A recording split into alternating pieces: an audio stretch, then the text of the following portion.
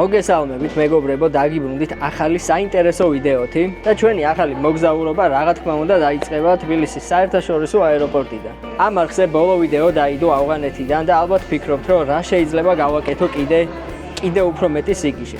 მაგრამ ეხლა მივფრინავ ყაზახეთში. შეიძლება ეს სახელი დიდ არაფერს არ გაძლევთ, რადგან ყაზახეთში ბევრი არის ნამყოფი და ბევრი ინფორმაცია ვიცით ამ ქვეყანაზე, მაგრამ ამ ქვეყანაში არის ადგილი, სადაც 500-ზე მეტი ატომური ბომბი არის აფეთქებული. ასე რომ წინ გველოდება ძალიან საინტერესო ვიდეო, ძალიან საინტერესო მოგზაურობა და იმედია ჩემთან ერთად იქნებით. რა თქმა უნდა, არ დაგაუწყდეთ არხის გამოწერა, ამ ვიდეოს დალაიქება და ასევე კომენტარების დაწერა. სამომავლო გეგმებს ჯერჯერობით არ გაგიმხელთ, რადგან ამას შემოვინახავ მომდევნო ვიდეოებისთვის და თან იმედია გამოვა ეს ყველაფერი, რაც ჩაფიქრებული მაქვს და მოკლედ დანარჩენს გზადაგზა ყველაფერს გაგაგებიეთ. და აქვე გაგიზიარებთ კიდევ ერთ ძალიან სასიამოვნო ინფორმაციას. ჩემ არხს ახალი სპონსორები ყავს. ეს არის კომპანია Blackstar, რომელიც არის ქართული წარმოების მზესუმზირა, უგემრიელესი. ასევე ბევრს გიჩნდებოდათ კითხვები, რომ მაგალითად არ გეშინია ასეთ ქვეყნებში მოგზაურობის ან ავღანეთში რო ჩადიხარ, ან სადმე კიდე სადაც მარტო რო რჩები, რამე რო შეგემთხვეს, რისგან ხარ დაზღვეული და წარმოიდგინეთ აქამდეც არ მეშინოდა, მაგრამ ხეიდან ჩემი არხის სპონსორი და ჩემი დამზღვევი იქნება სადაზღვევო კომპანია Aldagi. რა თქმა უნდა, Aldagi ძალიან დიდი მადლობა და მე კიდევ ვიდეოს განმავლობაში გაგიზიარებთ ბევრ საინტერესო დეტალს, რასაც Aldagi სამოგზაურო დაზღვევა გთავაზ. ასევე არ დაგვაუწყდეს ჩვენი ერთგული კომპანია Lagi, რომელიც მსოფლიოს ძალიან მიყრუებულ წერტილებშიც კი მაწვდის ძალიან სწრაფ და ხარისხიან ინტერნეტს და დაუშვათ ინტერნეტი არ არის. ასეთ შემთხვევაში Lagi-ს აქვს გამოსავალი და თვეში სულ რაღაც 12 ლარად შეგიძლიათ ულიმიტოდ ესაუბროთ საქართველოში ნებისმიერ ქსელს. წავედი ეხლა გავაგრძელოთ გზა. 3 საათნახევრიანი ფრენა მექნება ასტანამდე და დანარჩენს უკვე ყაზახეთიდან გაგიზიარებთ.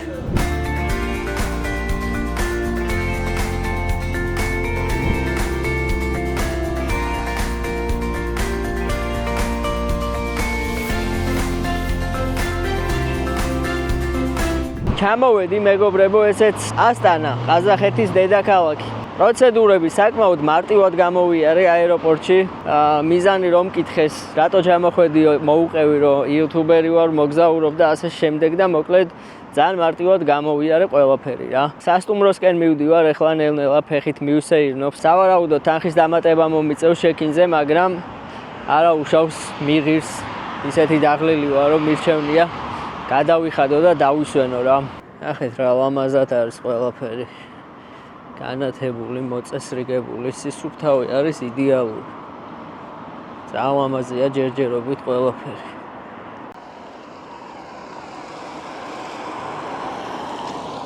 მოვედი, ესეც ჩემი სასტუმრო, ტაქსით მოვედი აქამდე და დამატებით გადავიხადე $13 რომ დავჩექინებულიყავი რა. 2 საათამდე ლოდინს არ ვაპირებდი და $13 კი არა, რამდენიც არ უნდა ეთქვა, გადამხდელი ვიყავი.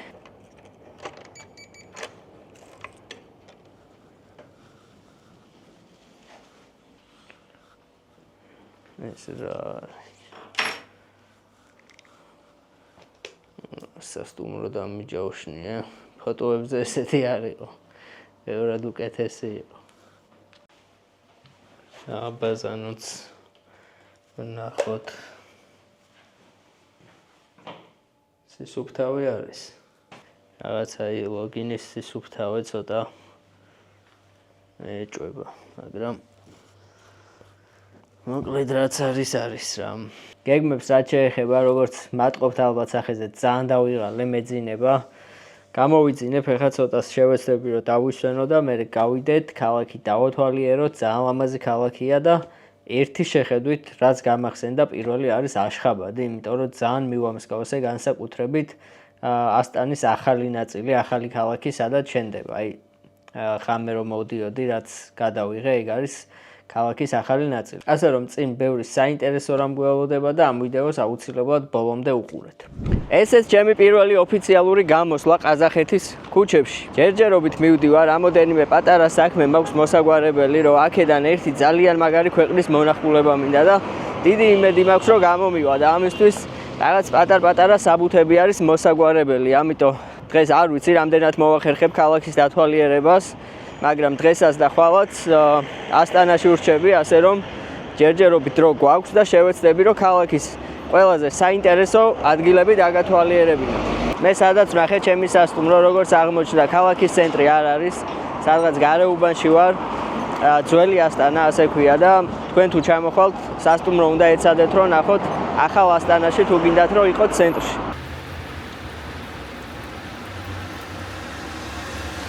მოკლედ გაგიზიარებთ ეხლა რა მოხდა დღეს, იმიტომ რომ ბევრი არაფერი არ გადამიღია, თან წვიმდა, ქალაქშიც არ გავსულ ვარ ფაქტიურად.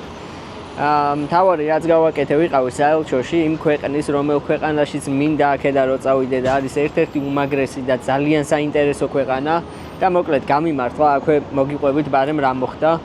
საელჩო უკვე დაკეტილი იყო, როგორც აღმოჩნდა და გვერდიდან სადღაც საიდანაც თვითონ თანამშრომლები შედიან, უბრალოდ ღია იყო კარები და შევედი და ვიღაც მუშები მუშაობდნენ იქ და მეთქი საელჩოში ვარ და კიო აქედან რომ მიდიო იმათ მას არ იცოდნენ რა. ხო და მოკლედ შევედი და იქ თანამშრომელმა მითხრა რომ კიო დაჯექიო და ელოდე რაღაცა და მოკლედ მოვიდა მერე კონსული თვითონ ვინც არის და საიდან შემოხვედიო აქო რა ძალიან გაუკვირდა რა როგორ მოხვდიო აქო და მეთქი ესე რავი უბრალოდ შემოვედი რა ღია იყო კარები და შემოვედი მეთქი და მოკლედ როგორც აღმოჩნდა გამიმართლა მე თვითონაც ეცინებოდა კონსულს იმიტომ რომ ხვალ რომ მივსულიყავი ხვალ არ მუშაობენ დასვენების დღეა და მე უკვე ვეღარ მოვასწრებდი ვიზის გაკეთებას ფიზიკურად ასე რომ გამიმართლა ფაქტიურად ხოლო რაც შეეხება ადგილს სადაც ახლა მოვედი ეს არის ყაზახური მაკდონალდსი რო შევხედე ძალიან მივამსგავსე მაკდონალდს და ვიფიქრე რომ რაღაც მაკდონალდსი უბრალოდ შეიძლება სხვანაირად აწერია თქო მაგრამ როგორც აღმოჩნდა ყაზახეთში არის თავისი მაკდონალდსი ორმაგ ჩიზბურგერზე რა გითხრათ დიდათ არ მომეწონა სიმართლე გითხრათ იმიტომ რომ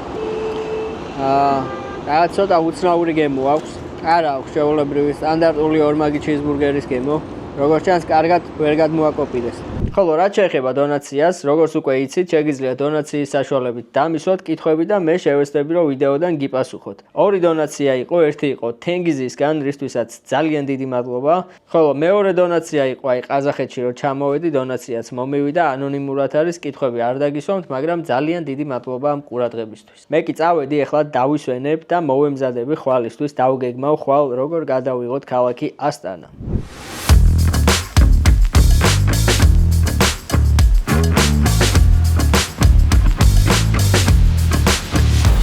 დილის ხალისიანად და ენერგიულად დასაწყებად ჩემთვის აუცილებელია გემრიელი ყავა.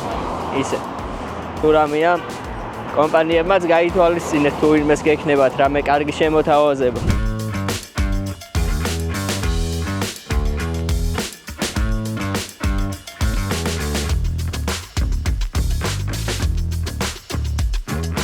ვიდრე მე ჩემს უგემრიელეს ყავას დავლევ ახლა ყაზახურ მაკდონალდსში გეტყვით რომ გუშინ კიდევ ერთი ახალი დონაცია იყო 30 ლარიანი რისთვისაც ძალიან დიდი მადლობა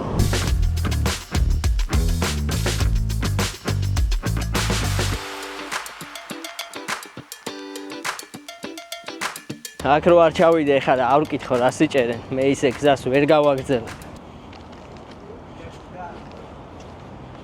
Привет А что вы ловите? Какую рыбу? Карась. Карась?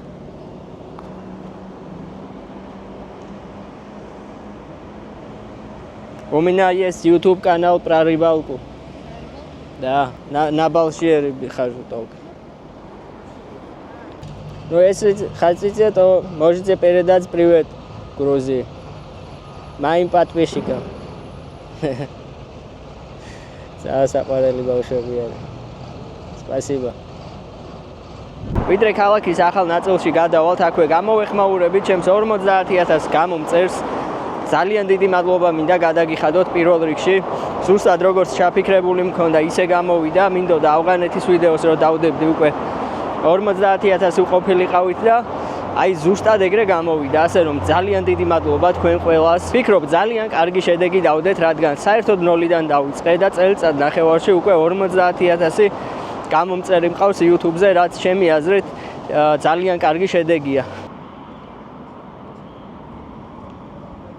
სანაპიროებიც რა ლამაზად არის ყველაფერი მოწესრიგებული, გალამაზებული, წყალსაც ეტყობა რომ სუფთა არის. მოკლედ ჯერჯერობით ყველაფერი ძალიან ლამაზია ამ ქალაქში. გადმოვედით მდინარის მეორე მხარეს და აი ესე გამოიყურება აქეთა სანაპირო, როგორც ხედავთ. ბევრად უფრო ლამაზი მოწესრიგებული და თანამედროვეა. აი ესეთ საინტერესო ადგილზე გადმოვუხვია ეხა ცენტრალური გზიდან. მიუხედავად იმისა, რომ ახალი ქალაქია და თითქმის ყველგან ახალი შენობები არის, ქალაქში არის დარჩენილი ესეთ პატარა დასახლება, სადაც აი ესეთი პატარა ერთსართულიანი სახლები არის სულ აშენებული. ისეთი შეგრძნება გაქვს, რომ რაღაც პატარა სოფელში მოხვდი უცებ. აი უკეთ რომ დაინახო თვალსაჩინოებისთვის, როგორც კი ეს დასახლება მთავრდება, იქით რამხელა შენობები ჩანს. აი ესე პატარა სოფელივით არის მართლა ნახეთ. გაზის ვილებიც კი ისე არის თითქოს სადღაც სოფელში. არა და გარშემო ახალი და თანამედროვე ქალაქი არის აშენებული. იმ დასახლებიდან გამოვედი და ნახეთ რა სილამაზეა. არ ვიცი რისი შენობაა, მაგრამ ძალიან ლამაზია.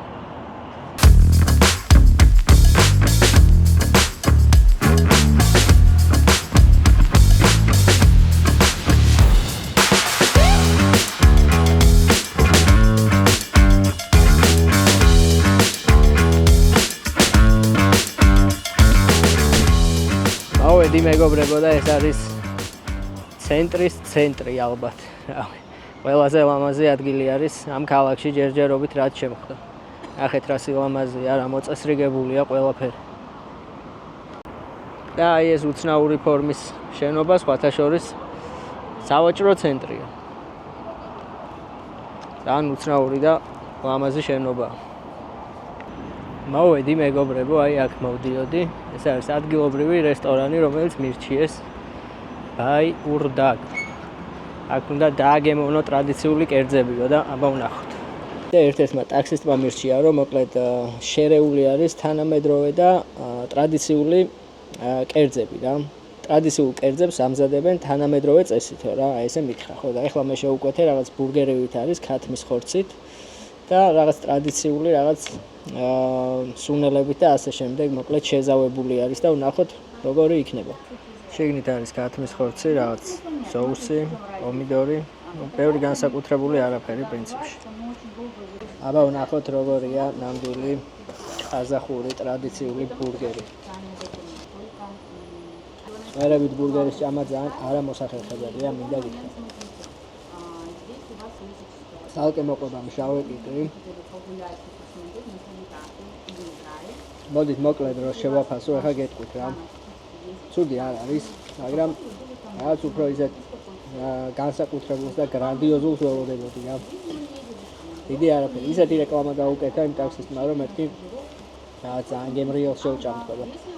ესთან ერთი 5 კილომეტრი არის უკვე ფეხით ვიარე რა და ერთი ამდენი კიდევ უნდა გავიარო, ასე რომ კარგი ჭამა მჭირდება. დავბრუნდი სასტუმროში მეგობრებო, დღეს არსად გასვლას აღარ ვაპირებ, მოკლედ მოვემზადები, ახლა ხვალინდელი დღისთვის ხვალდილიდან შევდგები ვიზის კეთებას, რომ ასტანაში დაბრუნება აღარ მომიწიოს და მე უკვე გავუყვები რაც არის ჩვენი მთავარი გეგმა და მთავარი მიზანი მოვინახულოთ ქალაქი კურჩატოვი და ადგილი, სადაც 500-ზე მეტი ატომური ბომბი ააფეთქეს საბჭოთა კავშირის დროს, ასე რომ წავედი ახლა დავისვენებ და ხვალდილით დაგიბრუნდებით. მოკლედ გეტყვით დღეს რა მოხდა, ჩემთან არის დაახლოებით 3 საათი უკვე და დღეს ფაქტიურად არაფერი არ გადამიღია, რადგან მთელი დღე დავრბოდი ვიზაზე, რომ აქედან შვიდად წავსულიყავი უკვე, შვიდად გამეგრძელებინა მოგზაურობა და რადგან მთლიანად გადართული ვიყავი ამ პროცესებზე, გადავწყვიტე რომ არაფერი არ გადამეღო. რომ რამე არ გამომჩენო და ძალიან ბევრი საბუთები მოვაგვარე მოკლედ და ძალიან საინტერესო ქვეყანა მოგიმზადეთ ყაზახეთის მერე, ასე რომ არხის გამოწერა არავითარ შემთხვევაში არ უნდა დაგაუწყდეთ. და რადგან დღეს ყველაფერი მოგვარდა და სხვა საქმე აღარ მაქვს ასტანაში, გადავწყვიტე რომ დღესვე წავალ მატარებლით ქალაქ სიმეიში, საიდანაც დავიწყებ ჩვენს ძალიან საინტერესო მოგზაურობას.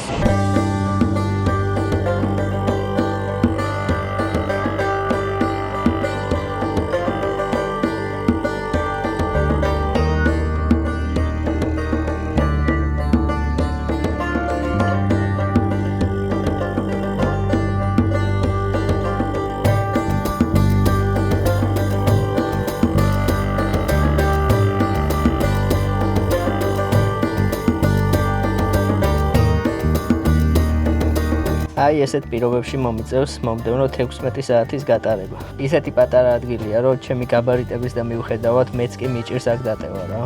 მაგრამ ისეთებისთვის გამიძლია ინდოეთში და ბანგლადეში, რომ ეს არაფერი არ არის.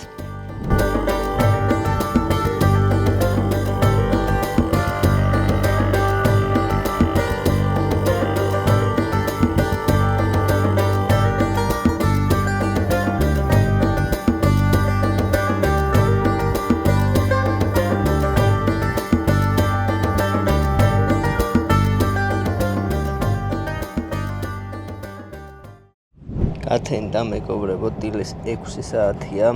დაახლოებით 9 საათში ჩავალ და მოკლედ სათვალე იმიტომ მიკეთია, რომ ჩემი ჩასისხლიანებული თვალები არ განახოთ, რადგან ძალიან ცუდად მეძინა ღამე. მოკლედ რამდენი ადამიანიც არის ვაგონში, იმდენივე ადამიანი ხრინავდა რა. საშინელი ღამე იყო, მაგრამ არა უშავს. მაგასაც გავუძლო.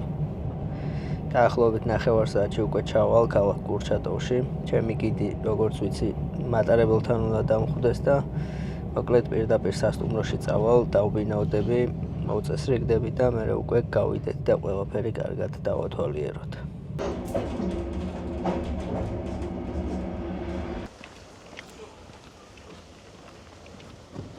ჩამოვედი მეგობრებო, ესეც ქალაქი კურჩატოვი.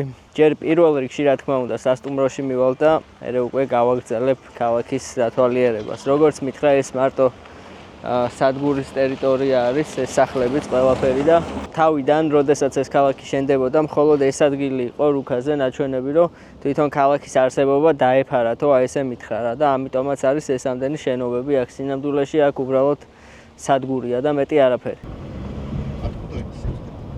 Блин, не знаю.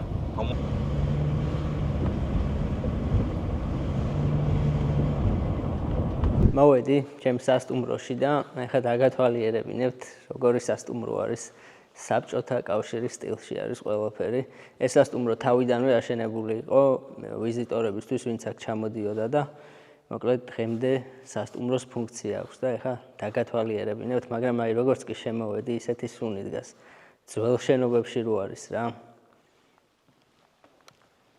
აი ესე გამოიყურება ჩემი სასტუმრო.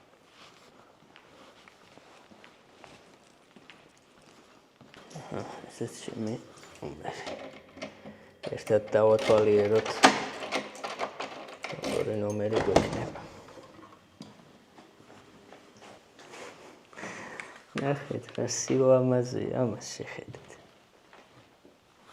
პატარა სახლი მაქვს, ნომერი კი არა.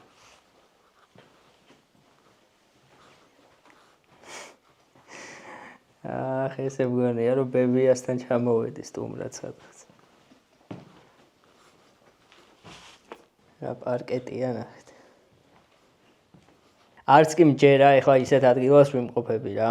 როგორც კი გავალ ეხლა ქალაქში, ისტორიასაც რა თქმა უნდა მოგიყვებით. მთელი გზა რაც მოვდიოდით სადგურიდან სასტუმრომდე, არც თუ ისე დიდი ქალაქია, მაგრამ მაინც თითქმის ყველა შენობა არის განადგურებული, დანგრეული და აი ეხლა ცდილობენ ამ ყველაფრის აღდგენას და ნელ-ნელა რაღაცა იწყებენ ამ ქალაქის განახლებას რა. В общем, вот, это условная граница Семипалатинского полигона, красная линия, да? И на полигоне существует ряд площадок испытательных. Первая площадка – это площадка «Опытное поле». На этой площадке проводили атмосферные и наземные ядерные испытания. То есть высота была различная от 1 метра до 1500 метров. То есть 1500 метров это когда сбрасывали с самолета, устанавливали стальные вышки, в стальных вышках устанавливали заряд, высота разная, 30 метров в среднем. И потом производили взрывы. Это площадка Балапан. На ней тоже было произведено более 100 ядерных испытаний под землей в горизонтальных скважинах. И один из таких объектов это вот атомное озеро туда, куда ты поедешь завтра. Вот, допустим, площадка «Опытное поле» это то, куда вот мы не можем поехать, потому что этот объект находится под охраной государства, это является стратегическим объектом Республики Казахстан, поэтому туда мы попасть не можем.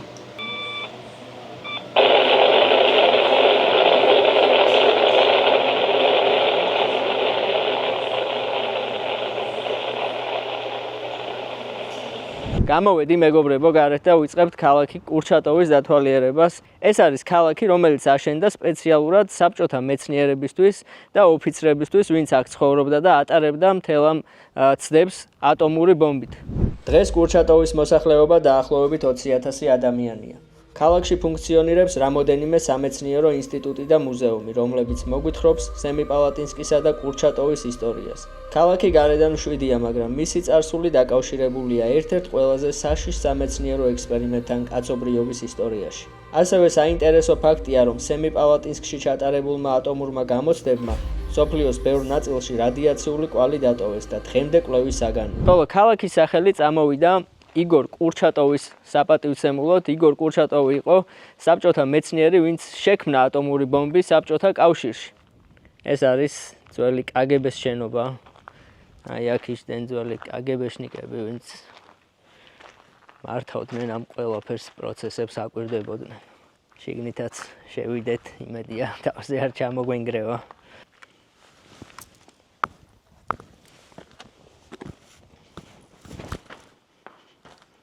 აი ესე გამოიყურება დღესდღეობით ყოფილი კგბ-ს შენობა კურჩატოვში. Вот эта часть, первый этаж, здесь вот. И что они делали, КГБшники? Ну, что... Безопасность.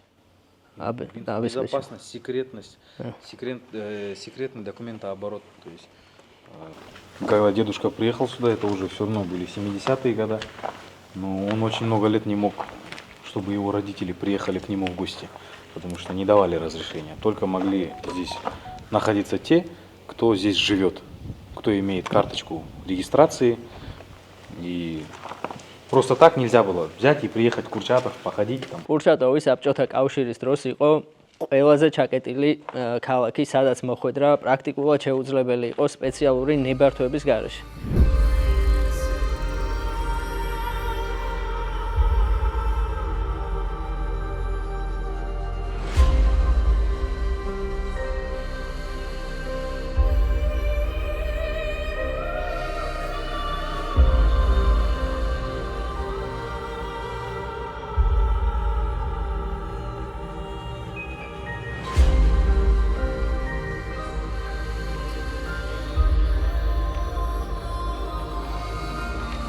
ეს არის ქალაქი კურჩატოვის მთავარი მოედანი და აი ეს ძეგლი არის თვითონ იგორ კურჩატოვის. როგორც მითხრეს, თვითონ აი ამ შენობაში ცხოვრობდა. ეს ყველაფერი კარგია და საინტერესოა და თქვენს გაინტერესებთ, დარწმუნებული ვარ და ჯერ წინ კიდე ძალიან ბევრი რაღაცები გველოდება, მაგრამ ალბათ გაინტერესებთ ზოგადად რა მიმარტივებს ამ მოგზაურობას რა. და მარტივად გეტყვით, ჩემი ყველაზე ერთგული მეგობარი კომპანია ლაგი. როგორც კი ყაზახეთში ჩამოვედი, ზუსტად 2 წამში ჩავრთე მობილური ინტერნეტი და იდეალურად მუშაობს მთელს ტერიტორიაზე და აქ რო ჩამოვედი, ვფიქრობდი, რომ აქ მაინც გაუჭირდება მეთქი, მაგრამ მოკლედ ეს გამოცდაც ჩააბარა და სოფლიოს ერთ-ერთ ყველაზე მიყრუებულ და მიტოვებულ ადგილასაც კი ლაგის ინტერნეტი იდეალურად მუშაობს. და აქვე კიდე ერთ საინტერესო რაღაცას გეტყვით, ეს განსაკუთრებით ემიგრანტებისთვის იქნება საინტერესო, რადგან სოფლიოს ნებისმიერი წერტილიდან თვეში სულ რაღაც 12 ლარად შეგიძლიათ ესაუბროთ საქართველოში ნებისმიერ ქსელს ულიმიტოდ, რაც ჩემი აზრით ძალიან მოსახერხებელი და ძალიან კარგია. ასე რომ ძალიან დიდი მადლობა ლაგის. ეხლა მიყვებოდა ჩემი გიდი, რომ ამ ქუჩას თუ გაუყვები და ზუსტად პირდაპირ ივლის 70 კილომეტრს მიხვალ პირდაპირ აფეთქების ეპიცენტრშიო, რომელიც აქედანაც კი ჩანდაო და არისო ინტერნეტში კადრებიო, თუ ვიპოვო ეს კადრები აუცილებლად ჩავსვავ, სადაც აი ამ სახლიდან ზუსტად გამოდიოდნენ ადამიანები და ისეთი ძლიერი აფეთქების ტალღა იყო, რომ აქაც კი წაიქცნენ ადამიანები, ანუ ფეხზე ვერ დგებოდნენ, ისეთი დარტყმა იყო. წარმოიდგინეთ, რამხელა სიძლიერე იყო და ეს ყველაფერი აქედან 70 კილომეტრში ხდებოდა.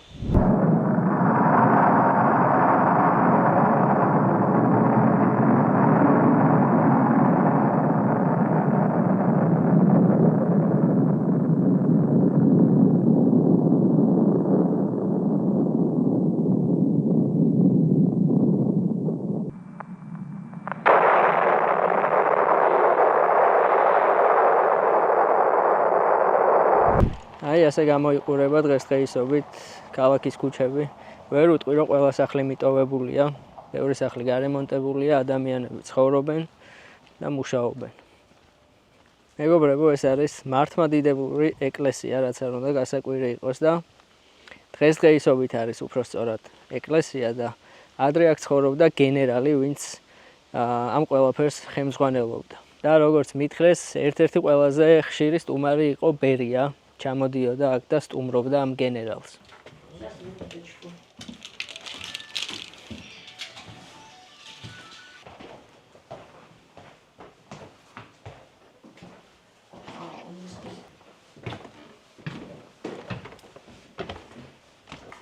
ესე მეორე სართულზე არის მოწყობილი ეკლესია. Ну, он приезжал сюда, посмотрел и ушел в свою резиденцию. У него дальше была. აუ, ძალიან საყვარელი ბებო იყო, მოკლედ. მე ვილაპარაკეთ რაღაცებზე, საქართველოს ძალიან მიყვარსო და რელიგიაზე და ასე შემდეგ, მოკლედ მშვიდობაზე და მეც ვთხარი, რომ აი ჩემი ჩამოსვლის მთავარი მიზანიც ეგ იყო აქ, რომ აი ადამიანებს რისი მოფიქრება შეუძლიათ და რაში ჭირდებათ, რომ აი ესეთი სიმძლავრის, ესეთი საშინელება უბრალოდ არსებობდეს საერთოდ დედამიწაზე, რომ აი ერთ ადამიანს, ერთ შეშლილ ადამიანს უბრალოდ შეუძლია მთელი მსოფლიო გაანადგუროს რა. Вот здесь был первый взрыв. Потом первый подземный ядерный взрыв, это был Балапан. Это куда поедете завтра. Потом площадка Г, площадка 10. Вот здесь проводили испытания вот в таких скважинах. Этот камень поставили уже очень давно. Здесь написано: опаленному атомом поколению посвящается. То есть это те люди, которые пострадали от ядерных испытаний. Очень много людей. რაც მიტოვებული ბუნკერი არის და უნდა რომ ესეც მაჩვენოს.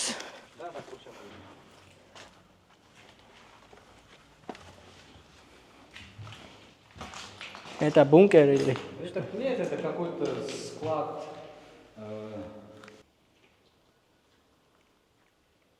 ახლა მოვედით ერთ მიტოვებულ შენობაში, რომელიც ადრე რესტორანი იყო და აქ შესვლა არ შეიძლება გიდმა, მაგრამ ჩემი ხათრით პატარა წესებს ვარღვევ.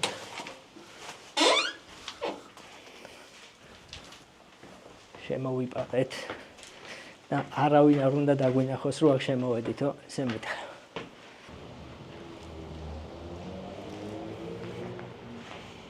რა საინტერესოა მეგობრებო, აქედან დაახლოებით 60 კილომეტრში ატომურ ბომბს იგონებდნენ, აფეთქებდნენ. 500-ზე მეტი ატომური ბომბი არის აფეთქებული, წარმოიდგინეთ და აქ კიდე ხალხი ერთობოდა, რესტორნებში დადიოდა და ისე ცხოვრობდნენ, ვითომ არაფერი. არა და მიმდებარე სოფლებში ადამიანებს ცხოვრებას უნგრევდნენ, ჯანმრთელობას უნგრევდნენ. ამ ყველაფერს კიდე მოგიყვებით ცოტა ხანში რა ხდებოდა.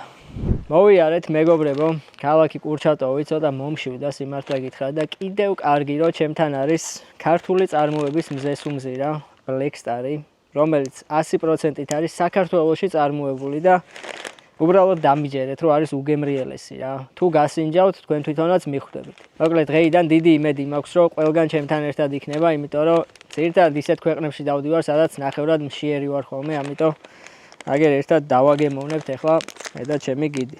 ზოგადად ჩემი ვიდეო გამოირჩევა იმით, რომ შეგიძლიათ რეალური ისტორიები მოისმინოთ რა და რეალური ადამიანებისგან მოისმინოთ ეს ყველაფერი, ასე რომ რამოდენიმე საინტერესო ისტორიას მოგვიყვება ახლა ჩემი гиди. Попробуй грузинский. Настоящий. Мы знаем про семечки. Да? Да, вкусно, Они да? чистые? Да. Спасибо. Сюда привозили служить в Курчатов со всего Советского Союза. С Украины, Белоруссии, из Грузии. Очень много людей привозили с окружающих районов, с деревень, которые находятся вокруг Курчатова. Одна из таких деревень находится на том берегу Иртыша, эта деревня называется Мастишанск. И сын этого соседа был призван на службу в армию, на срочную службу. И он приехал, его увезли на поезде до Москвы, потом вернули обратно сюда. Он не знал, что он приехал 50 километров от своего дома. Он служил здесь, они служили на полигоне. 2 года он здесь жил. Когда он писал письма домой, письма приходили с московским индексом, потому что Курчатов в тот момент назывался Москва-400. И они думали, что они служат в Москве, потому что их запутали, они сделали очень большой круг. И в один день его отец привез сельхозпродукцию, мясо, молоко, яйца, творог и так далее. И он увидел своего сына. Сын был удивлен. Папа, что ты тут делаешь? Как ты сюда попал в Москву? Он говорит, какая Москва? Вон твой дом, 50 километров отсюда. И это все делалось для того, чтобы засекретить местоположение. Это самый секретный объект был в Советском Союзе. Допустим, И чтобы они не знали, чтобы они, конечно, чтобы они не знали, где они служат, что они делают. Они просто служили, они строили. Там уже это было опасно, да, находиться там. Конечно. აი ესეთი საინტერესო ისტორიები აქვს მეგობრებო. და ეს ყველაფერი რომ თქვენს გაგიზიაროთ, ამ ყველაფერში რა თქმა უნდა ძალიან დიდი როლი უჭირავთ ჩემს სპონსორებს, რისთვისაც ძალიან დიდი მადლობა მათ. Большое уважение грузинскому народу, очень гостеприимный народ. Грузия нам настолько понравилась, что когда пришло время выбирать следующую страну, мы все равно опять повторно поехали в Грузию. Также мы знаем Георгия Тевзадзе, очень очень сильный гонщик. Мы смотрели его ролики на YouTube и всегда восхищались. BMW, заносы на его BMW по горному серпантину. Всему грузинскому народу гамарджоба, мадлоба за ваше гостеприимство. Вот. Это первый гость из Грузии на полигоне. Было очень много людей, буквально со всего мира, со всех материков. Но с Грузией первый раз. Спасибо тебе и от меня, и от моих подписчиков за эти слова. საჭმელად შემოვედით. ესეთი ლამაზი ადგილია სხვათა შორის, ალბათ ერთ-ერთი ისეთი მოწესრიგებული ადგილია, სადაც შეიძლება შემოსვლა რა.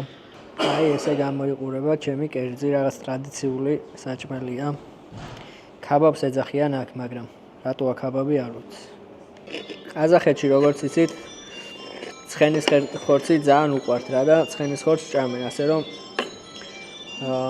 როგორც მითხრა ეს არ არის ცხენის ხორცი, ან ცხვარი არის, ან საქონელი, მაგრამ მე მგონი უფრო ცხვარი იქნება ისეთი სუნიათ. გემრიელია, მაგრამ მე დიდად ცხვრის ხორცი არ მიყვარს, ამიტომ დიდად არ მომეწონა ხორცი, მაგრამ რა თქმა უნდა ბოლომდე შევჭამ. კარგად ვისადგილე და დავიძარით ახლა კიდევ ერთი საინტერესო ქალაქისკენ, რომელსაც ქვია ჩიგანი, რომელიც თლიანად არის მიტოვებული ამ ცდების შემდეგ და ძალიან საინტერესოა, ასე რომ ერთად დავათვალიეროთ და იქაც ვნახოთ როგორი რადიაციის დონეა.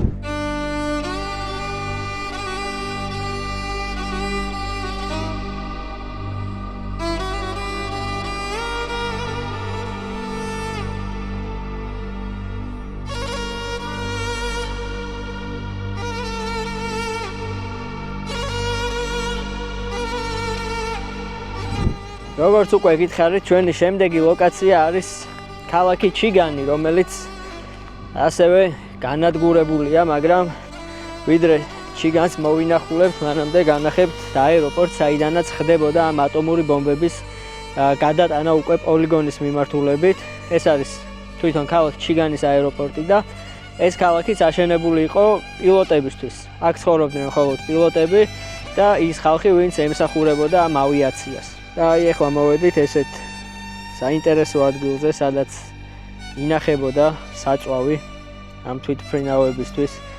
როგორც ხედავთ, ყველაფერი უკვე დანგრეულია, განადგურებულია.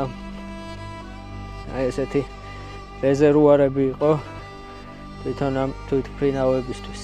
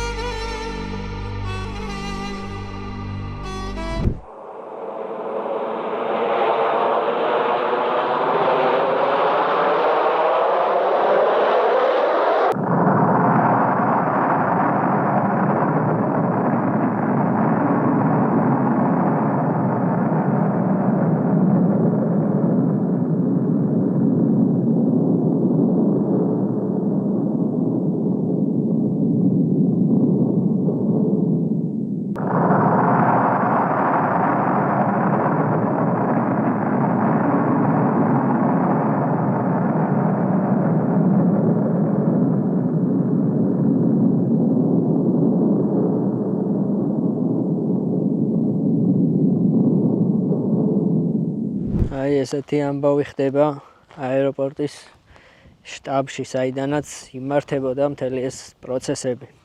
წარმოგიდგენიათ უბრალოდ აი ახლა სად დავდივარ და სად ვარ, ანუ უბრალოდ რომ დაფიქრდეთ ახლა. ეს არის ადგილები, სადაც ატომური ბომბი შეიქმნა. წარმოიდგინეთ უბრალოდ დაფიქრდით. საბჭოთა კავშირში, სადაც ატომური ბომბები შეიქმნა და სადაც ამ ყველაფრის ცდებს ატარებდნენ. აი ამ ადგილებში მოგზაურობ. უბრალოდ რა სიგიჟია რომ დაფიქრდე რა. და დღემდე რუსეთი რო თელს სოფლიოს ესე აშანტაჟებს და აშინებს ამ თავისი ატომური ბომბებით, აი ამ ადგილების დამსახურებაა ეს ყველაფერი. აქ შეიქმნა ეს ყველაფერი და იგორ კურჩატოვმა შექმნა ეს ყველაფერი რა. აი ესე გამოიყურება ასაფრენი ბილიკი, საიდანაც მიქონდათ მთელი ეს ატომური ბომბები საცდელ პოლიგონზე. მაგრამ მიუხედავად იმისა, რომ ამდენი წლები გავიდა, ბეტონი მაინც არც თუ ისე ცუდად გამოიყურება, მინდა გითხრათ რა. როგორც მითხრა ეხა ჩემმა გიდმა, ადგილობრივები ამტრევენ ამ ყველაფერს და რკინებს იღებენ და მერე აბარებენ ჯარჯში რა. წარმოიდგინეთ, რამდენს წვალობენ ამ ყველაფრის დამტრევაზე. და სხვათა შორის მთელი ეს გზა, რაც აქამდე მოვდიოდით და თვითონ ქალაქებიც კურჩატოვიც სხვათა შორის მთლიანად არის ხეებით დაფარული. ძალიან ბევრი ხეები არის დარგული და პირდაპირ აი სახლს რო აშენებდნენ, სახლის გარშემო ყველგან ხეებს რგავდნენ. და ამას აკეთებდნენ იმიტომ, რომ ზემოდან არ გამოჩენილიყო და უბრალოდ რაღაც ტყესავით ყოფილიყო რა, რადგან ეს ადგილი, როგორც უკვე გითხარით, იყო საბჭოთა კავშირში ერთ-ერთი ყველაზე გასაიდუმლოებული ადგილი რა. ერთ-ერთი არა, ალბათ ყველაზე გასაიდუმლოებული ადგილი. შევალაკაც შევიხედები. იქნება რამე საინტერესო ვნახოთ.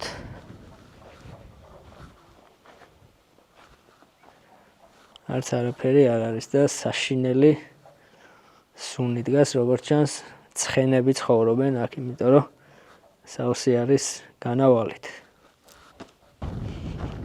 ესე გამოიყურება ჩვენი უაზ პატრიოტი. აი ესეთი მონუმენტი არის ქალაქ ჩიგანთან შესასვლელში. აი ესეთი თვითმფრინავებით გადაქონდათ ატომური бомбები მაშინ.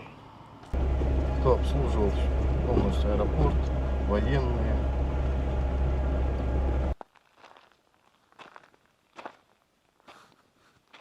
ახეთ რა ხდება. ერთი მთელი შენობა აღარ არის შემორჩენილი. საერთოდ არავინ აღარ ცხოვრობს ამ ქალაქში.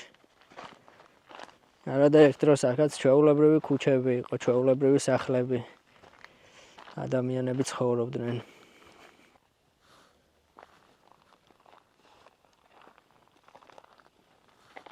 აი ესეთი სპეციალური ხელსაწყომი ჭირავს ახლა ხელში, რომელიც რადიაციას ზომავს და მოდი ერთად ვნახოთ ახლა ამ ქალაქში არის თუ არა რადიაცია. ისეთი საშინელი ხმა აქვს, რომ მგონია, რომ ყველგან რადიაცია.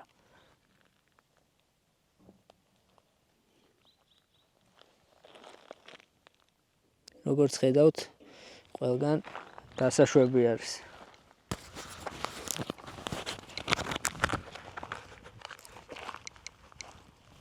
აი აქეთ ცოტა იმატებს, მაგრამ ძირითადად მაინც დასაშვები ნორმაშია ყველა.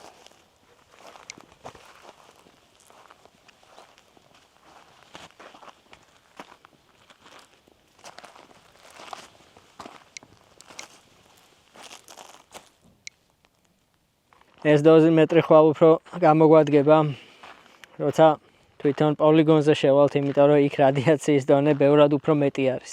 ეხლა მოგიყვებით, რატომ არ არის არც კურჩატოვში და არც აქ რადიაციის მაღალი დონე, იმიტომ რომ ძირითადად ეს აფეთქებები რო ხდებოდა, ქარი ისეთი მიმართულებით უბერავდა, რომ ამ ქალაქების საპირისპიროდ მიქონდა მთელი ეს რადიაციული დაბინძურება და ეს შემთხვევით არ ხდება. საბჭოთა მეცნიერებმა სპეციალურად შეარჩიეს ისეთი ადგილები ამ ქალაქების ასაშენებლად, რომ რაც შეიძლება ნაკლები დაბინძურება წამოსულიყო აქეთ და ფაქტიურად არც მოდიოდა საერთოდ აქეთ არანაირი დაბინძურება. მთლიანად მიდიოდა ქვეყნის სამხრეთ ნაწილში, სადაც ძალიან ბევრი სოფელი და პატარ-პატარა ქალაქი დაზარალდა, ამითი მილიონობით ადამიანი დაავადდა. განახებთ ცოტა ხანში მთელი წიგნი არის, ჩემმა გიდმა მაჩუკა ერთი წიგნი და მთელი წიგნი არის აი ამ თემატიკის გარშემო, რომ რამდენი ავადმყოფობა არის და რამდენი დაზარალებული ადამიანი არის ამ ყველაფრით. რადიაციის დასაშვები ნორმა, როგორც გიდმაც მითხრა ეხლა და როგორც ვიცოდი, აქამდეც დოზიმეტრზე 0.20 თუ აჩვენა 0.20-მდე, აი 0.10-დან 0.20-მდე ითვლება, რომ ნორმა არის და საშიში არ არის ჯანმრთელობისთვის და ეხლა რამდენიმე წუთის წინ ამ დოზიმეტრით რო ვზომავდი, მე ძალიან დარწმუნებული ვიყავი, რომ აქ რადიაციის დონე არ იქნებოდა მაღალი, მაგრამ 23-საც აცდა და უფრო მაღალიც აჩვენა რაღაც მომენტებში და როგორც ვფიქრობ, არც ისე უსაფრთხო არ არის აქ დიდი ხნით გაჩერება. მაგრამ ხვალ მთელი ატომური პოლიგონი გველოდება, სადაც ფეთქდებოდა მთელი ეს რაღაც ჯოჯოხეთური ბომბები და იქ საერთოდ რადიაციის დონე წარმოიდგინეთ რამდენი იქნება.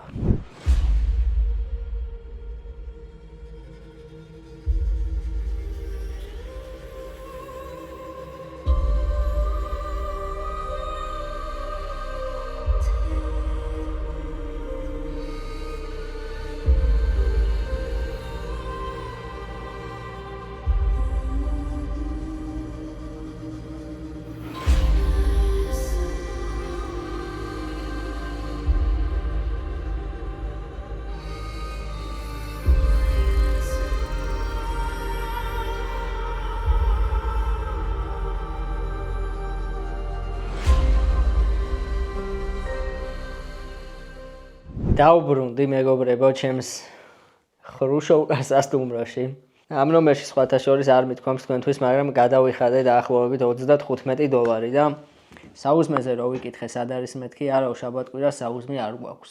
გაგიგიათ ესეთი რამე? ხვალ მივდივარ პოლიგონზე, სადაც ხდებოდა მთელი ეს აფეთქებები და სიგიჟე და რავი, საშინელება ტრიალებდა მოკლედ ამ ადგილას და მოკლედ ძალიან საინტერესო რაღაცები გელოდებათ ხვალ რა. და რა თქმა უნდა არ გვავიწყდება რა არხის გამოწერა ამ ვიდეოს დალაიქება და ჩემი დიდი თხოვნა იქნება რომ ჩემ გიდს რადგან ესე შეყვარებულია ჩვენს ქვეყანაზე და ამხელა პატივისცემას გამოხატავს ესეთი კომენტარი დაუწეროთ ყაზახეთის დროშა, გული და საქართველოს დროშა. აი ესეთი მეგობრული ნიშანი გავუკეთოთ ჩვენგანაც და დარწმუნებული ვარ ძალიან ეს სიამოვნება. თან ისეთი ადამიანები ჩამოთვალა გიორგი თევზაძეო რაღაც სუმაგის ვიდეოებს უყურებდიო და მოკლედ ძალიან კარგი ადამიანია რა. წავედი მოკლედ ეხა დავისვენებ, ხვალდილი 7 საათზე გავდივართ პოლიგონზე და მოკლედ წავედი. დილამშვიდობის მეგობრებო, გათენდა კიდევ ერთი საინტერესო დღე და ვაგრძელებთ მოგზაურობას და დღეს მოვინახულებთ პოლიგონს, როგორც უკვე გითხარით. მოვიდა ჩემი გიდი, სხვათა შორის გიდი შემიცვალეს, იმიტომ რომ იქ შესვლას განსაკუთრებული სიფრთხილე სჭირდება და პროფესიონალის გარეშე იქ შესვლა ძალიან საშიშია, თითოეული ნაბიჯი უნდა აკონტროლო. სპეციალური აღჭურვილობაც კი მომიტანეს ამისთვის. და მოკლედ ესეთი ყურადღებიანი ხალხია, იცოდნენ რომ სასტუმროში საუზმე არ იყო და ესეთი ფენოვანივით რაღაც მომიტანეს.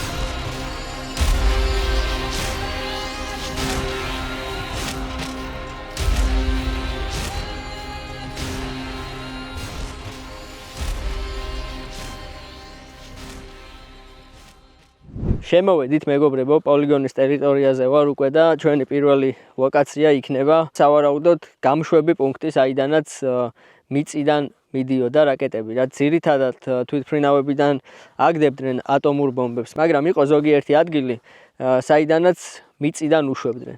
და ერთ-ერთი ასეთი ადგილი არის ეს. აი როგორც ჩანს, ეს არის სპეციალური შენობა, საიდანაც უშვებდნენ უკვე ატომურ ბომბებს, მაგრამ ეს ყველაფერი იყო მიწის ქვეშ. და ეს მიწა წარმოიდგინეთ, ეხლა რასაც გეტყვით უბრალოდ რა სიგიჟი არის. ადამიანებმა ამოთხარეს რომ აქედან ეს რკინა ამოეღოთ რა და მერე ჯარში ჩაებარებინათ. წარმოიდგინეთ რამხელა ორმო არის ამოთხილი და ეს ყველაფერი არის ადამიანების გაკეთებული. დოზიმეტრი რა თქმა უნდა ჩემთან ერთად არის, როგორც იცით, დასაშვები არის 0.15, 0.20-მდე დასაშვები არის 0.20-ის ზემოთ უკვე რასაც აჩვენებს, იქ ყოფნა უკვე საშიში არის. აი ძალიან უცნაური არის, იმიტომ რომ არის ადგილები, სადაც აი ხა მაგალითად 21-ს აცდა უკვე. როგორც კი ოდნავ გვერდზე გადავწია 22, 23, როგორც ხედავთ, აქ უკვე საკმაოდ საშიშია, არ არის რეკომენდირებული აქ გაჩერება. 0.25 არის უკვე. ეს არ არის ცოტა. აი აქეთ უკვე როგორც ხედავთ არ არის იმდენი. აქეთ 0.18, 16 იმედია ჩანს კამერაში. ეხლა მოვედით ბუნკერთან, რომელიც სავარაუდოდ იყო რაც სამართავი ცენტრი, რომელიც ისე არის აშენებული, რომ ატომური ბომბის აფეთქებისთვის უნდა გაეძლო რა. და სავარაუდოდ ეხლა როგორც ჩემი გიდი მეუბნება, აი პირდაპირ აქვე რო აფეთქებულიყო ატომური ბომბიც, მაგ შემთხვევაშიც კი უნდა გაეძლო ისეთი სიმყარის უნდა ყოფილიყო ეს ბუნკერი და რავი, გარედან კი ეტყობა როგორი სიმყარეც ექნება ამ ბუნკერს. ნახეთ რა მსისქე კედლები არის. აი ზუსტად ამ რკინების ამოღებას ცდილობდნენ ადრე, რომ ჩაებარებინათ ჯარში.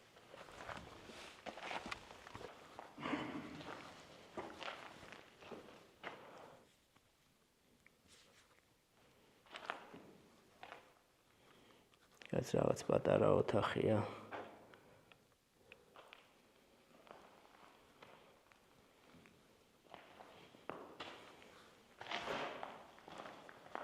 ვიდრე მოგზაურობას გავაგრძელებთ და ამ პოლიგონის დათვალიერებას გავაგრძელებთ, მოგიყვებით პატარა ისტორია ზოგადად რატომ შეიქმნა და საიდან წამოვიდა ეს იდეა, რომ აქ შეიქმნათ ატომური პოლიგონი. იმ დროს, როდესაც ამერიკაში უკვე გამოიგონეს და შექმნეს ატომური ბომბი, ვისაც არ გაქვთ ნანახი ფილმი ოპენჰაიმერი, შეგიძლიათ გადახვიდეთ, ნახოთ, ეს იყო მეცნიერი, ვინც ამერიკაში შექმნა პირველად ატომური ბომბი. ამ დროს საბჭოთა კავშირში გადაწყვიტეს, რომ მათ სჭირდებოდათ ატომური ბომბი და 1959 წელს შეიქმნა ეს პოლიგონი, სადაც დაიწყეს პირველად ატომური ბომბების გამოცდა.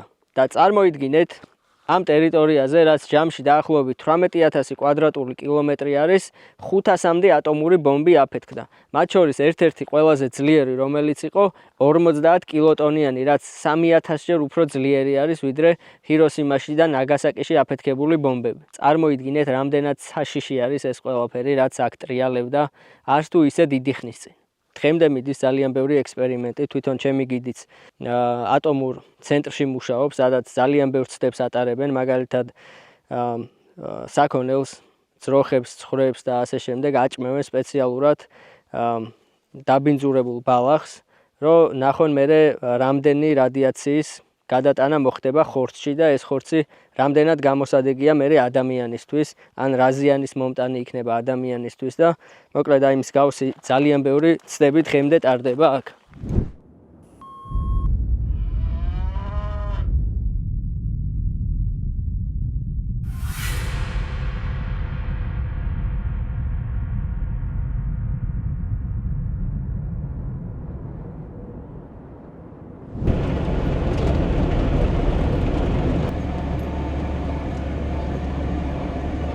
რადიაციული არის ხულიკი. არა შენი. მოვედით მეგობრებო, ეს არის პოლიგონის ერთ-ერთი ყველაზე მნიშვნელოვანი და საინტერესო ნაწილი, რადგან ჩემს უკან თქვენ ხედავთ ატომურ ტბას. ტბას ჯერ ვერ ხედავთ, უბრალოდ მთებს ხედავთ და თუ თქვენც ეს ყველაფერი ჩემს უკან მთები გეგონათ ისევე როგორც მე, თქვენც შეცდით, რადგან ეს რასაც ხედავთ არის აფეთქების შემდეგ წარმოქმნილი ეს მიწა, რაც ამოიყარა. ის მიწა არის უსტად და რო შეხედავ არის აი როგორც მთები ისე. წარმოიდგინეთ რა სიძლიერის აფეთქება მოხდა აქ და როგორ წარმოიქმნა მერე ეს ტბა, ამ ყველაფერს რომ მივალთ იქ მოგიყვებით, მაგრამ ეს არის ადგილი, სადაც უკვე სპეციალური აღჭურვილობის გარეშე შესვლა აკრძალული არის, ამიტომ მომიწევს ახლა ესეთი სპეციალური დამცავი კოსტუმის ჩაცმა. აბა რა სიტყვით? აი ესე უნდა გამოეწყოს ანამ ატომურ ტბაზე შეხვა. იქ კიდე ხელთათმანებსაც გავიკეთებ, რომ ხელის მოკიდებაც კი ძალიან საშიშია იქ ყველაფერზე.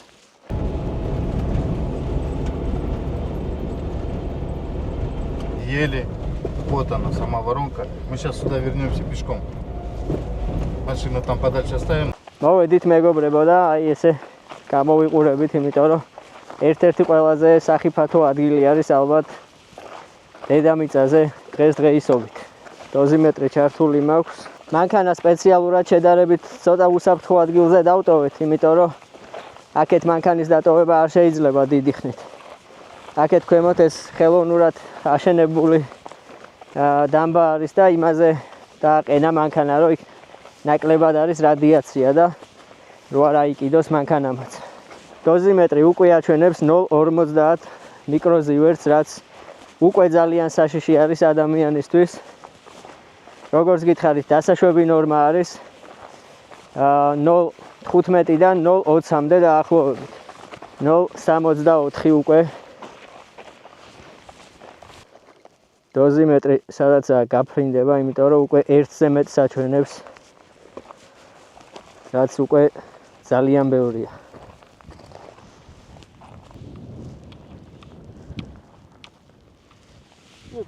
აი ესე გამოიყურება ატომური ტბა, მეგობრებო. აწრიპინდა ჩვენი დოზიმეტრი უკვე გვაფრთხილებს, რომ ძალიან საშიშია აქ ყოფნა. ალბათ არ არის რთული მისახვედრი ამ ტბის შექმნის ისტორია, როგორიც არის აქ აფეთქდა. აფეთქეს უпростоრად გამიზნულად ერთ-ერთი ყველაზე ძლიერი ატომური ბომბი, რაც დაახლოებით 159 კილოტონას უდრიდა, რაც ბევრად უფრო მეტი არის, ვიდრე ჰიროსიმაში და ნაგასაკიში აფეთქებული ატომური ბომბები. ეს ცდა სპეციალურად ჩაატარეს იმისთვის, რომ მაგალითად უდაბნოებში და ისეთ ადგილებში, სადაც არ არის წყალი, თუ შეძლებდნენ ატომური ბომბის მეშვეობით იმხელა აფეთქების გამოწვევას და იმხელა ორმოს ამოთხრას, რომ იქ წყალი ბუნებრივად ამოსულიყო. ზუსტად ამიტომ ჩაატარეს აქაც ეს ცდა და როგორც ხედავთ, წყალი ამოვიდა, მაგრამ ის ვერ გათვალეს საბჭოთა მეცნიერებმა, რომ ეს წყალი საუკუნეების განმავლობაში იქნებოდა უვარგისი როგორც დასალევად, ისევე ცხოველებისთვის და ისევე სარწყავად. წარმოიდგინეთ, ამ ტბის დიამეტრი 500 მეტრი არის, ხოლო სიღრმე 100 მეტრი. წარმოიდგინეთ, რა სიმძლავრის აფეთქება იყო აქ, რომ დღემდე მიუხედავად იმისა, რომ ამდენი წელი გავიდა და კიდე ძალიან ბევრი საუკუნეები დაჭირდება, რომ ეს ყველაფერი აქ დაიწმინდოს და ნორმაში ჩადგეს, ასე რომ ეს უბრალოდ გაფრთხილება უნდა იყოს კაცობრიობისთვის, რისი მომტანი არის ატომური ბომბი და რა შეიძლება მოყვეს მის აფეთქებას. როგორც ახლა ჩემი გიდი მეუბნება, აქ ადრე ადამიანები, ვიდრე ამ ყველაფერს კონტროლის ქვეშ აიყვანდა სახელმწიფო, ადამიანები უბრალოდ დადიოდნენ ოჯახებთან ერთად, წარმოიდგინეთ, სათევზაოდ დასასვენებლად და ცურავდნენ ამ წყალში. ამ წყალში გატარებული რამოდენიმე წუთიც კი შეიძლება სასიკვდილო იყოს, იმდენად საშიში არის ამ წყალში ჩასვლა და ზოგადად ამ ტერიტორიაზე დიდი ხანი ყოფნა. აი როგორც ხედავთ, რაღაც სხვადასხვა ფრინველების დაფრინავენ.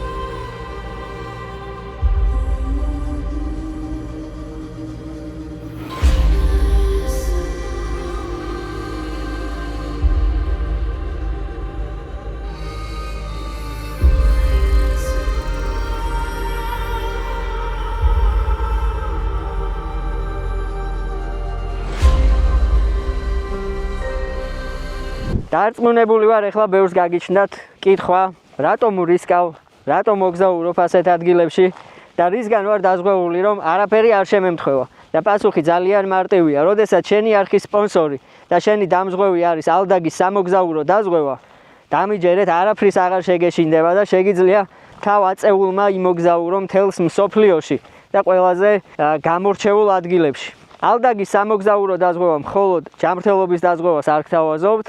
ძალიან ბევრი საინტერესო მიმართულება აქვს, რაც მოგზაურობის პროცესში ძალიან მნიშვნელოვანია. მაგალითად, როგორიცაა ბარგის დაკარგვა ან ფრენის გაუქმება, რაც ძალიან ხშირად ხდება ხოლმე დამერწმუნებით, ვინც ბევრს მოგზაურობთ. მოკლედ, აი ამ ყველაფრისგან დაზღვეული რომ იყოთ, ალდაგის სამოგზაურო დაზღვევა დაგეხმარებათ ამაში. ასევე ძალიან კარგი შეთავაზება კიდე, ვინც ალდაგის სამოგზაურო დაზღვევას შეიძენთ, Sixties ავტომობილების ქირაობაზე გექნებათ სპეციალური ფასი, რაც ასევე ძალიან მნიშვნელოვანია, როდესაც მანქანით გინდა მოგზაურობა. მოკლედ, თქვენ ბევრი რომ არ იწვალოთ და არ ეძებოთ ალდაგი სამოგზაურო დაზღვევა ვიდეოს აღწერაში დაგიტოვებთ სპეციალურ ლინკს, სადაც გადახვალთ პირდაპირ სამოგზაურო დაზღვევის გვერდზე და შეგიძლიათ შეიძინოთ დაზღვევა და იმოგზაუროთ მშვიდად და კომფორტულად. ავედით, გავაგრძელეთ გზა. მოკლედ ძალიან დასტრესილი ვარ რა. სადახანი მჭირდება ეხა აზზე მოსვლა, დასვენება. სად ვიყავი, რა გავაკეთე, ეხა რო ვფიქრობ. ცოტა არ იყოს მეც ნერვიულობ.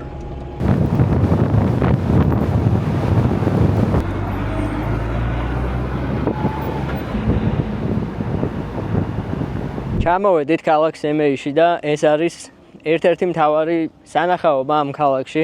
ისედაც ძალიან ლამაზი ქალაქია და ამას შემდეგ ვიდეოში დაგათვალიერებინებთ, მაგრამ ეს არის მონუმენტი, რომელიც მიძღვნილი არის მთელ ამ ატომურ ცდებთან და პოლიგონთან, რადგან ეს არის ერთ-ერთი ქალაქი, რომელიც ასევე ძალიან დაზარალდა და ხალხიც ძალიან დაზარალდა მთელი ამ ცდების მერე რა. აი ეს არის მთავარი სიმბოლო მთელი ამ ატომური ცდების. თუ დააკვირდებით, აი ქვემოთ არის დედა, რომელიც საკუთარ შვილს იცავს, გადაფარებულია და აი ეს უკვე არის ატომური აფეთქების გამომსახველი სოკო, როგორც გინახავთ ალბათ ატომური აფეთქება, როგორც სოკოსაც აკეთებს და აი ეს არის უბრალოდ გამოსახული და როგორ იცავს დედა თავის შვილს ამ ყველაფრისგან. იმ პერიოდში საერთოდ არ აფრთხილებდნენ მოსახლეობას თუ რა შედეგის მომტანი იყო ეს ატომური ცდები. მათ უბრალოდ წინა დღეს აფრთხილებდნენ, რომ საკუთარი სახლები უნდა დაეტოვებინათ, ერთი დღით უბრალოდ უნდა გამოსულიყვნენ, რადგან აფეთქების ტალღა იმდენად ძლიერი იყო, ეშინოდათ, რომ სახლები არ დანგრეულიყო და უბრალოდ ნანგრევებში არ მოყოლილიყვნენ ეს ხალხი, თორე რადიაციულ დაბინძურებაზე მაშინ არავინ ნერვიულობდა და ამ ხალხს თუ რამე დაემართებოდა დიდად არც ეგ არ ადარდებდათ. იმ პერიოდში, რა თქმა უნდა, ძალიან ბევრი ადამიანი დაავადდა ამ რადიაციით, ძალიან ბევრი ადამიანი შეეწირა ამ ყველაფერს და სხვათა შორის დღემდე გრძელდება ეს ყველაფერი, დღემდე იბადებიან ბავშვები სხვადასხვა დაავადებებით, სხვადასხვა გენეტიკური მუტაციებით და აი ასეთი საშინელი შედეგის მომტანი არის მთელი ეს ცდები ამ რეგიონისთვის. დღევანდელი დღის და ზოგადად ამ ვიდეოს დასასრული, რა თქმა უნდა, იქნება ყაზახურ ტრადიციულ რესტორანში, სადაც დავაგემოვნებ ახლა რაიმე გემრიელ ადგილობრივ ტრადიციულ კერძს. ეს არის რესტორანი ხალვა, რომელშიც მომიყვანა ჩემმა გიდმა და მოკლედ ძალიან ბევრმა მირჩია ზოგადად ეს რესტორანი, ასე რომ შევიდეთ ახლა და რაიმე გემრიელი დავაგემოვნებ. მე კიდე ისეთი რაღაც შევუკვეთე ახლა რომ არ ვიცი როგორ დავაგემოვნებ, იმიტომ რომ ცხენის ხორცით კეთდება, როგორც იცით, ყაზახეთში ძალიან პოპულარულია ცხენის ხორცი და თითქმის ყველა ჭამს და ერთ-ერთი ისეთი დელიკატესია და ტრადიციული საჭმელი არის და მეც შევუკვეთე ბიშფარმაკი, ესე ქვია საჭმელს, რომელიც ასევე ცხენის ხორცით კეთდება, ახლა მომიტანენ და თქვენთან ერთად დავაგემოვნებ, რა ვქნათ. სადაც ჩახვალ იქაური ქუდი უნდა დაიხურო, ეგრეა ნათქვამი. ხოლო მანამდე ვფიქრობდი, რომ ამას როგორ დავაგემოვნებ მეთქი და ახლა მომიტანეს ცხენის რძე. ესეც ითვლება ისეთ ნაციონალურ, ტრადიციულ სასმელად და მოკლედ ძალიან უყვართ რა, ხო და ცხენის რძეც უნდა დავაგემოვნო ახლა რა. აქლემის რძე დამილევია, ძროხის რძე დამილევია, ერთი ცხენი მყავს დარჩენილი და აჰა ცხენის რძესაც დავ. ნუ სანას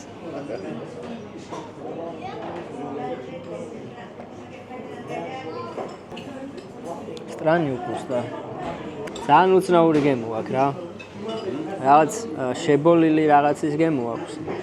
მჟავია ძალიან და თან ფსიქოლოგიურად გინდა რომ გული აგერიოს, მაგრამ თან არ გერევა რა. აი ეგეთი გემოა. ესეც ჩვენი მთავარი კერძი, რომელიც მზადდება ცხენის ხორცით. აი აბა ცხენის ხორცით დავაგემოვნოთ. ერთ დროს ჯირითობდა საწყალი სადღაც დარბოდა და ეხლა მე კიდევ ჭამ. ეხლა რო არ ეთქვათ რომ ეს ცხენის ხორცია, ჩვეულებრივად ვიტყოდი რომ საქონლის ხორცია თქო რა. ერთადერთი ფერი არის უბრალოდ მუქი ფერი აქვს თვითონ ხორცს რა.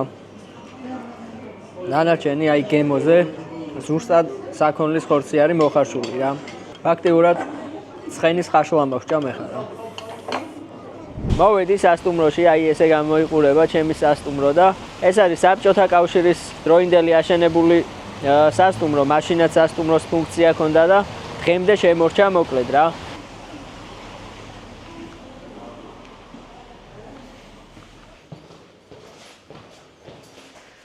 აბა ვნახოთ როგორი ნომერი გვერგო. ყველამდე წავარა. მოდით ჩემი აი ამ საოცარი სასტუმროს ფონზე დავასრულებ ამ ვიდეოს, ამ ძალიან საინტერესო ვიდეოს. მოკლედ მინდა რომ ამ ვიდეოს შეფასება თავიდან ბოლომდე თქვენ მოგანდოთ და თქვენ შეაფასოთ რამდენად საინტერესო იყო ეს ვიდეო და რა თქმა უნდა კომენტარებზე ვიდეოს მოწონებაზე, არხის გამოწერაზე არის ეს ყველაფერი დამოკიდებული, ასე რომ ნახოთ რამდენად საინტერესო და რამდენად სიგიჟე იყო თქვენთვის ეს მოგზაურობა. ჩემთვის პირადად ეს მოგზაურობა იყო ერთ-ერთი ყველაზე საინტერესო და ერთ-ერთი ყველაზე სიგიჟე, რადგან მოვინახული ადგილი, სადაც შეიქმნა პირველად ატომური ბომბი, სადაც პირველად გამოსცადეს ატომური ბომბი საბჭოთა კავშირში და საბოლოო ჯამში 500-ზე მეტი ატომური ბომბი აფეთქდა. წარმოიდგინეთ უბრალოდ აი რა სიგიჟე არის, რა ციფრები არის, უბრალოდ აი თქვენ თვითონ დაფიქრდით და მე ვიყავი ადამიანი, ვინც ეს ყველაფერი მოინახულა და ვინც ეს ყველაფერი თქვენ გაგიზიარათ. ასე რომ ძალიან დიდი მადლობა თქვენ ყველას, ვინც ჩემთან ერთად იყავით, ვინც ჩემთან ერთად მოგზაურობდით, ვინც მამხნევებდით და რა თქმა უნდა ძალიან დიდი მადლობა უნდა გადაუხადოთ ჩემს სპონსორებს, ვინც მეხმარებიან აი ასეთი საოცარი ადგილების მონახულებაში. შემდეგ ვიდეოში გაგიზიარებთ ქვეყანას, სადაც გავაგრძელებთ აქედან მოგზაურობას და უბრალოდ სიგიჟეები გელოდებათ წინ, ასე რომ არხის გამოწერა არავითარ შემთხვევაში არ უნდა დაგაუწყდეთ. წავედი ახლა და შევხვდებით შემდეგ საინტერესო ვიდეოში.